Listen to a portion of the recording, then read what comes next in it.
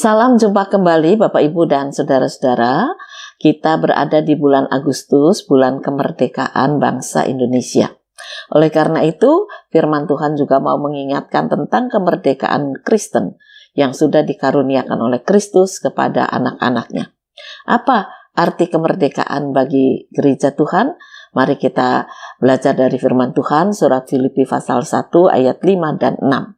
Yaitu merdeka itu berarti percaya. Kita akan bersama-sama berdoa terlebih dahulu. Tuhan Yesus, seringkali kami goncang di dalam iman karena pergumulan yang hebat. Akhir-akhir ini ada banyak hal yang menimpa kehidupan kami, sehingga kami akhirnya mengabaikan kasih Tuhan.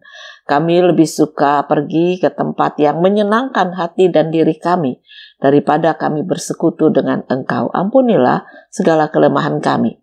Biarlah berkat Tuhan menguatkan kami hingga firman-Mu ini dapat membuat hidup kami menjadi lebih baik dan iman kami dibangun kembali. Berkaryalah ya Tuhan.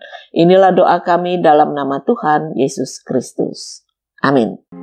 Aku mengucap syukur kepada Allahku karena persekutuan-Mu dalam berita Injil, mulai dari hari pertama sampai sekarang ini.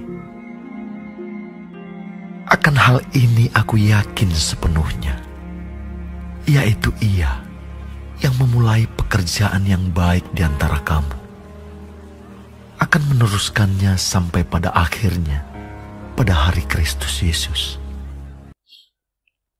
Bapak, Ibu, dan Saudara-saudara, firman Tuhan mengatakan bahwa Paulus itu bersuka cita kepada jemaat di Filipi karena persekutuan iman yang tidak pernah tergoyahkan.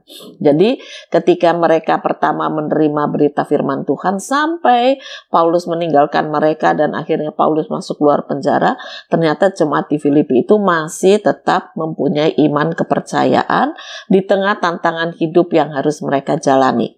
Itu sebabnya Paulus mengatakan biarlah iman mereka terus teguh sampai hari Kristus datang. Ya, dikatakan demikian. Sampai pada akhirnya pada hari Kristus Yesus. Jadi artinya ketika Yesus Kristus datang, iman mereka tetap teguh, iman mereka tetap baik di tengah pergumulan yang berat.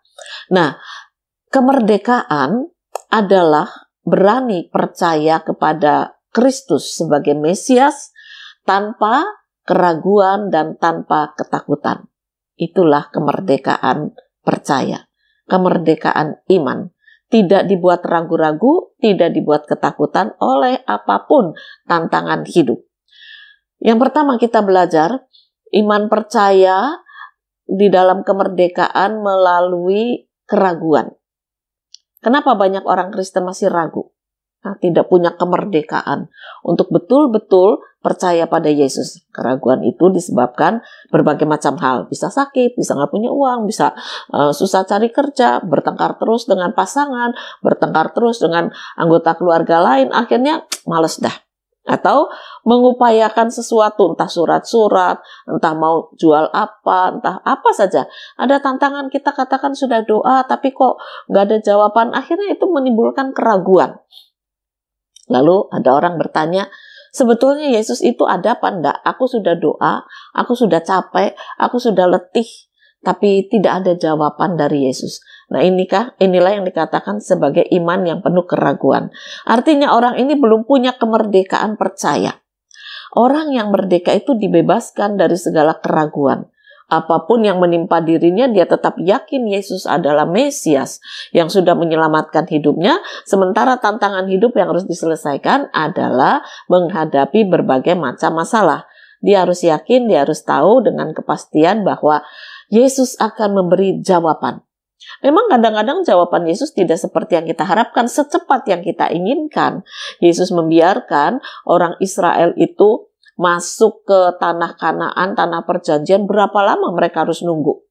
Ya, dan berapa lama mereka berteriak-teriak sampai Musa diutus, itu butuh waktu panjang. Tapi pada saatnya Tuhan datang untuk menopang mereka keluar dari tanah Mesir. Nah, hal ini juga harus mengingatkan kita bahwa janji Tuhan itu selalu setia. Jadi kita jangan dibuat ragu-ragu oleh kehidupan yang susah, tantangan yang hebat. Itu yang pertama. Merdeka berarti percaya, kita tidak ragu-ragu akan kasih setia Tuhan. Yang kedua, merdeka itu artinya percaya tanpa ketakutan. Kalau tadi keraguan, sekarang ketakutan. Ketakutan terhadap apa? Terhadap orang-orang di sekitar kita. Ada banyak orang Kristen yang tidak berani menyatakan dirinya Kristen di tengah orang-orang yang tidak Kristen. Apalagi kalau ya mungkin lingkungannya tidak bisa menerima kehadiran Kristus dan sebagainya. Akibatnya memang ada orang-orang yang mengkeret imannya, takut. Ya kebaktian tapi sembunyi-sembunyi. Setelah itu dia tidak bisa atau tidak mau ikut keaktifan karena takut. Ya kalau ditanya, kenapa kamu gak pernah ikut kegiatan? Takut Bu, lingkungan saya itu mengawasi saya terus. Kalau mau keluar saja mereka lihat, jangan-jangan kebaktian. Ya biar mereka boleh lihat. Kita tunjukkan bahwa di tengah kepungan mereka, kita punya keberanian menyatakan iman, Tuhan akan menopang, menolong kita. Daniel, ketika dikepung oleh orang jahat, masukkan dapur api bersama teman-temannya. Tuhan menjaga, Tuhan melindungi. Nah, di situ kita dikuatkan iman. Jangan takut untuk berkata, Tuhan, aku tetap percaya kepadamu. Daniel dan teman-temannya tiap hari tetap berdoa kepada Tuhan Allah yang hidup. Dikepung oleh orang jahat, dia tidak takut. Nah, beranikah kita juga menyatakan keberanian iman kita di tengah masyarakat pada saat kita bekerja, pada saat kita dagang, pada saat kita di rumah makan, kita di mall, kita di pasar, kita di tengah lingkungan yang keras terhadap kekristenan, atau dimanapun kita berada. Harusnya kita punya keberanian untuk menyatakan saya pengikut Kristus. Kenapa? Karena iman kita ini iman yang merdeka. Bebas, tidak dikungkung ketakutan, tidak dikungkung kegelapan, tidak ditutupi kengerian lagi. Kita sudah dibukakan dari segala kuasa dosa, kuasa kegelapan, maka kita adalah terang, penuh dengan keberanian yang berhikmat. Disitulah kita nyatakan Yesus hidup. Oleh karena itu, jangan takut lagi menyatakan diri kita sebagai orang Kristen. Saudara-saudara, kemarin saya mendengar satu berita yang menarik. Di satu tempat itu terjadi tanah longsor. Padahal di tempat tanah longsor terjadi itu ada apartemen yang cukup tinggi. Lalu dikatakan hampir seluruh apartemen itu masuk ke tanah. Korbannya nggak tahu berapa banyak, nggak bisa dihitung. Mana yang masih tinggal di apartemen, mana yang sedang pergi. Ya, tapi diperkirakan saja ya ratusan. Lalu dikatakan hanya ada beberapa orang, satu keluarga yang selamat. Mereka tinggal tepat di perbatasan antara apartemen yang masuk ke tanah dan apartemen yang ada di atas tanah. Bukan yang paling tinggi. Tapi yang paling tinggi itu hancur karena goncangan yang berat. Korban juga di atas ada. Di tengah-tengah ini ada satu apartemen. Jadi apartemen lain dikatakan memang orangnya tidak ada semua. Tapi satu keluarga ini dikatakan selamat. Lalu ketika penyelamat atau regu penyelamat datang melihat apa yang sedang mereka temui, mereka sedang sujud berdoa. Mereka tidak tahu lagi apa yang terjadi di sekitar mereka. Tapi mereka sedang berdoa. Dan kemudian keluarga itu mengatakan, persekutuan doa keluarga kami dimulai sebelum tanah longsor terjadi. Sampai tanah longsor terjadi, kami goncang, kami ketakutan, kami bingung, kan merasakan rumah turun itu kan goncang sekali. Kami tetap sujud. Sampai ada orang-orang yang menyelamatkan kami. Baru kami berhenti berdoa. Saudara-saudara, itulah iman yang tidak takut. Meskipun dikepung dengan bahaya, tapi ketika mereka percaya, Tuhan melindungi. Oleh karena itu, mari kita lanjutkan kehidupan hari ini, hari esok dengan kemerdekaan. Bukan bangsa kita yang sudah dimerdekakan saja. Hati kita, hidup kita sudah lebih dulu dimerdekakan oleh Kristus.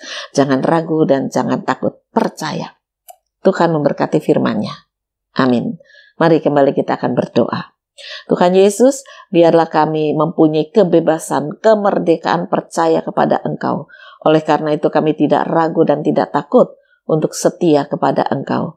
Ajarkan bahwa kesetiaan-Mu menguatkan, memimpin langkah kami, sehingga kami tidak ragu dan tidak takut. Kepercayaan kami akan kami nyatakan di setiap langkah kehidupan yang Kau anugerahkan. Berkaryalah ya Tuhan, inilah doa kami dalam nama Tuhan Yesus Kristus. Amin.